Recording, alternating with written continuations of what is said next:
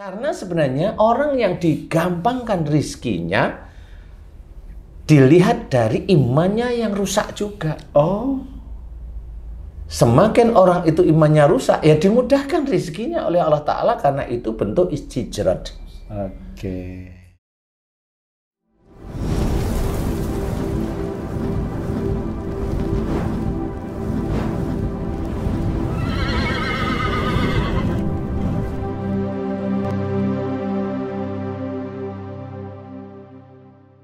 Bismillahirrahmanirrahim. Assalamualaikum warahmatullahi wabarakatuh. Alhamdulillahirabbil alamin. Allahumma shalli ala sayyidina Muhammad wa ala ali sayyidina Muhammad amma ba'du. Seluruh beriman dimanapun berada, alhamdulillah puji dan syukur kita panjatkan kepada Allah Subhanahu wa taala dan salawat serta salam semoga tersampaikan kepada Nabi Muhammad sallallahu alaihi wasallam. Dan alhamdulillah setelah sekian lama mungkin saya menghilang di vlognya guru kita Ustadz Danu, baru kali ini muncul lagi setelah banyak hal yang harus diselesaikan. Dan alhamdulillah berkat doa semuanya, alhamdulillahirrahmanirrahim, berkat doa guru kita juga alhamdulillah terselesaikan dengan baik. Dan alhamdulillah hari ini saya bisa bersilaturahim, tentunya tidak akan jauh dari permasalahan yang sedang terjadi saat ini di dalam kehidupan kita sehari-hari. Nah, sebelum topik ini dimunculkan, tentunya kita akan sapa dulu guru kita. Assalamualaikum, Guru Nda. Waalaikumsalam warahmatullahi wabarakatuh. Sehat ya, Guru ya? Alhamdulillah. Insya Allah ya. Hari ini nampaknya luar biasa juga nih perjuangannya. Setiap hari berjuang. Terus. Tapi hari ini agak ringan atau gimana tuh? Sama saja. Sama saja ya, tidak ada yang ringan ya. Tidak ada yang ringan. Tidak ada yang ringan, baik. Nah, ini luar biasa ya, guru kita ada di sini menemani kita dan insya Allah nanti kita akan coba sharing dengan beliau atau beliau sharing dengan kita. Kemudian yang kedua ada guru kita yang kedua ini yang bajunya sudah mulai agak menghijau. Kalau saya hijau muda.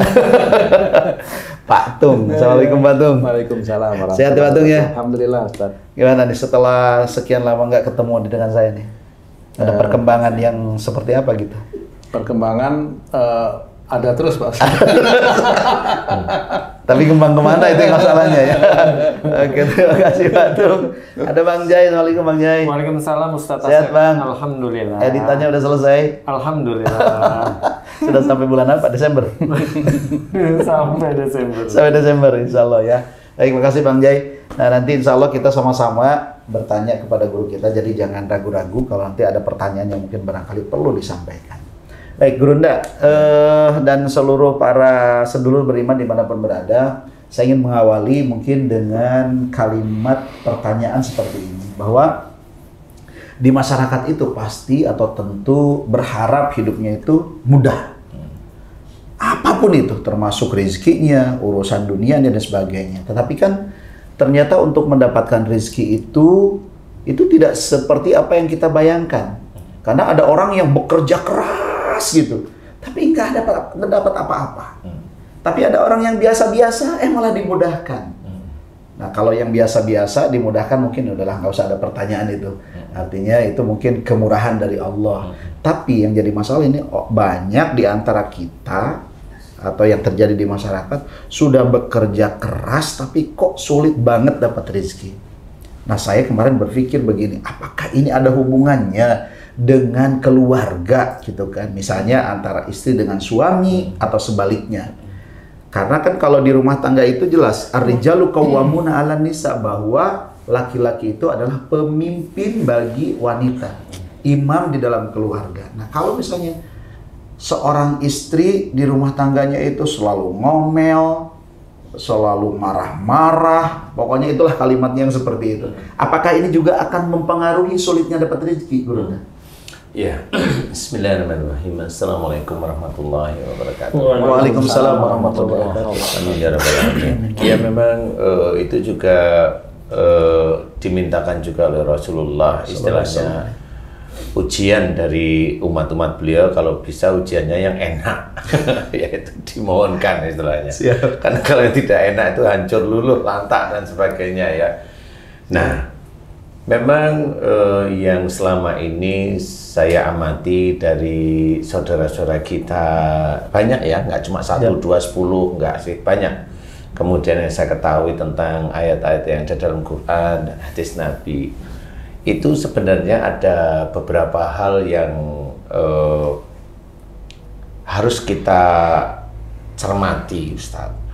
Kalau tadi diceritakan bagaimana hubungannya rizki, tapi kok nggak sampai, kok belum sampai lah ya, kok belum sampai, apakah berhubungan dengan suami istri, itu kalau boleh saya ceritakan, insya Allah ya.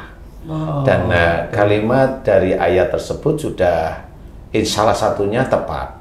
Ar-rijalu qawwamuna 'alan nisa, itu tepat, karena memang laki-laki pemimpin dari wanita, kemudian laki-laki ini imam. Kalau wanitanya sebagai makmum berarti yang muncul sebenarnya ini adalah wanitanya menjadi imam. Ini tidak boleh seperti itu. Jadi walaupun secara duniawi kelihatan wanitanya hebat, iya, tapi tetap di hadapan Allah tidak. Caranya tidak itu bagaimana? Saya kasih contoh namanya. Si istri memang gigih dalam mencari rezeki, gigih ya.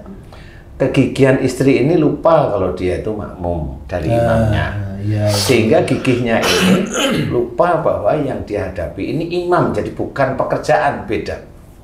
Kalau gigih dalam melakukan pekerjaan, monggo, itu rajin. Tapi kalau gigih dalam berdiskusi dengan imamnya, nah ini hati-hati, karena ada unsur emosi pasti di situ. Nah, yang lupa itu orang-orang Muslim itu di titik-titik itu sebenarnya.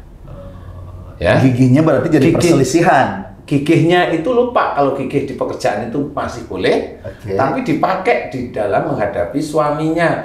Gigih juga maksudnya berani, sehingga di situ lupa bahwa harus ada hormat. Maksudnya kalau di dalam pekerjaan gigih, membantu ini itu boleh, kemudian menghadapi suami ya nyantai aja, dengerin biasa. Nah, di titik-titik itu sebenarnya dia diuji oleh Allah Ta'ala bahwa rajinnya si istri dalam mencari rizki pada saat menghadapi suaminya, bagaimana dia.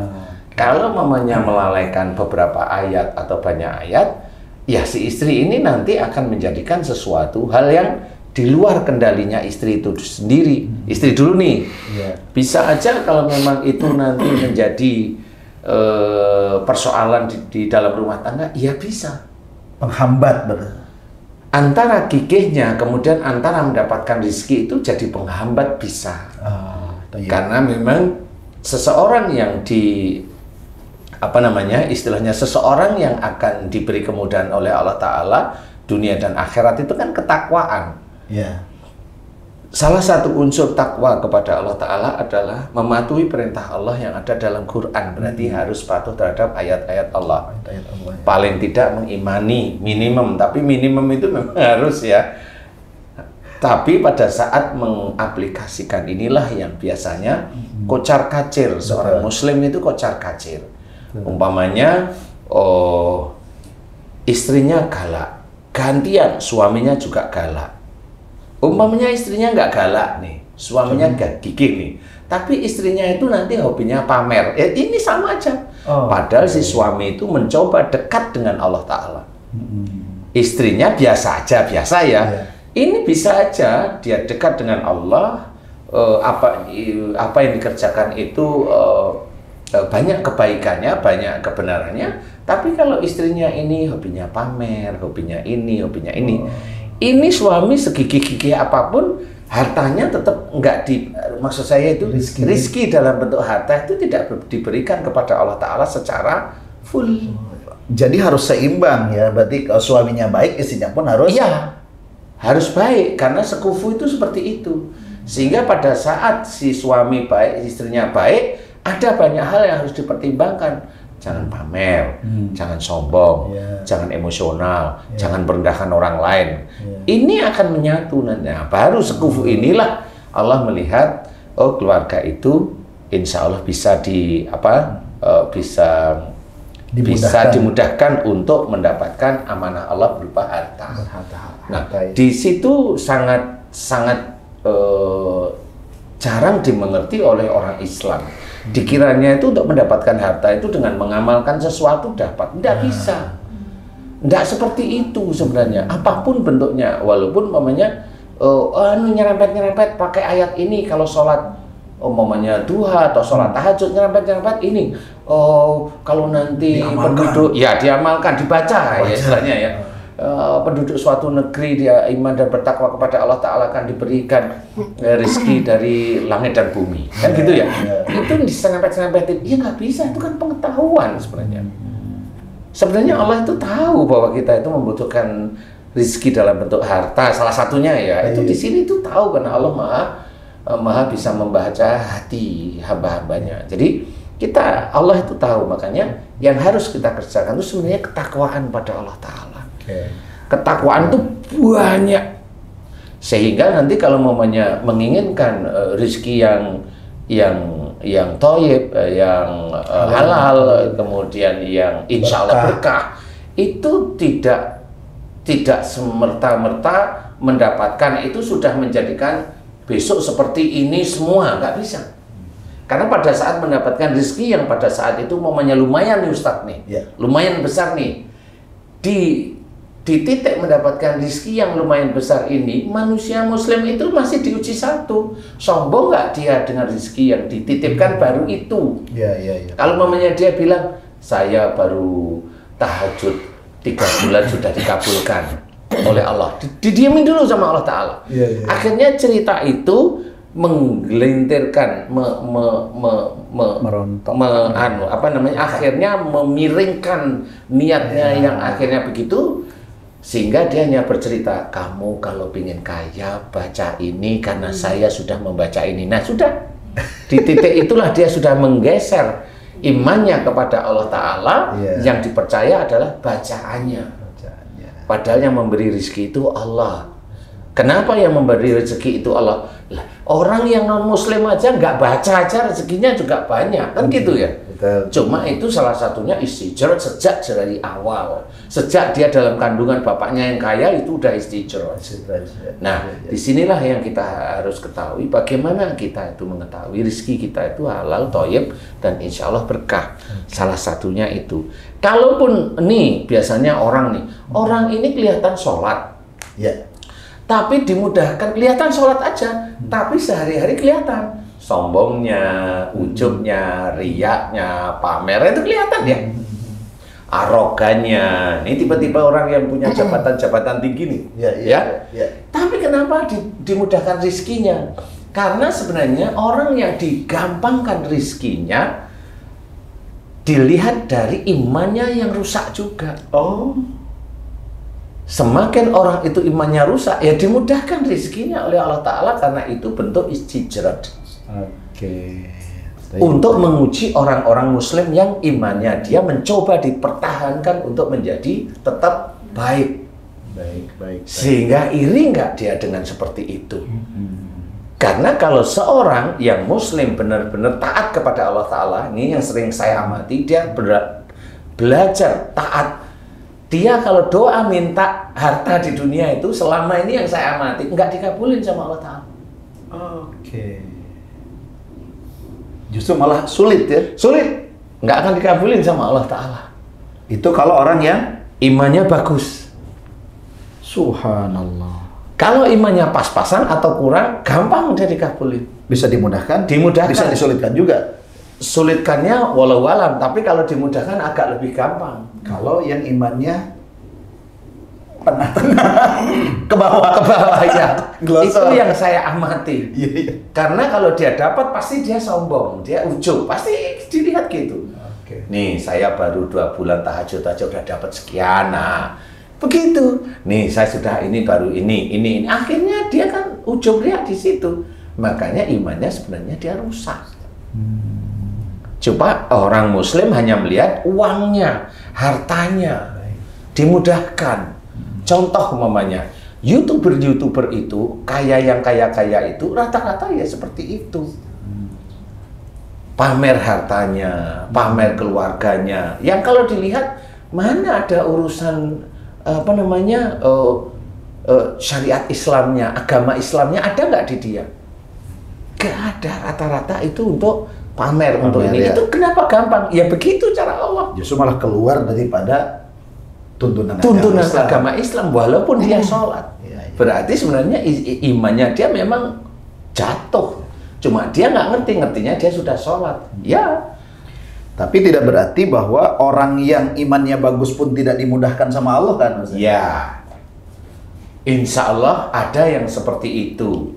Tapi dengan ciri orang-orang ini sulit dicari karena biasanya orang-orang yang imannya bagus tahu kalau minta dunia itu tidak boleh oleh Allah Ta'ala.